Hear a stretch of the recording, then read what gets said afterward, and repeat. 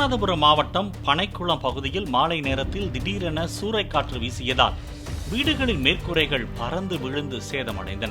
ராமநாதபுரம் மாவட்டத்தில் வழக்கத்திற்கு மாறாக சூறைக்காற்றுடன் கூடிய கனமழை பெய்து வரும் நிலையில் பனைக்குளம் பகுதியில் சூறைக்காற்று வீசியதால் வீட்டின் மேல் பகுதியில் இருந்த இரும்பு தகரங்கள் பிடுங்கி நாலாபுரமும் பறந்தன.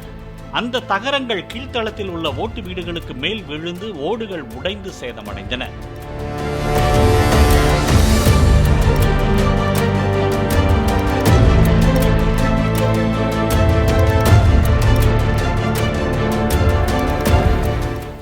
பிளே ஸ்டோர் மற்றும் ஆப் ஸ்டோரில் இருந்து பாலிமர் செயலியை QR கோடு மூலம் பதிவிறக்கம் செய்யுங்கள். செய்திகளை உடனுக்குடன் பெறுங்கள்.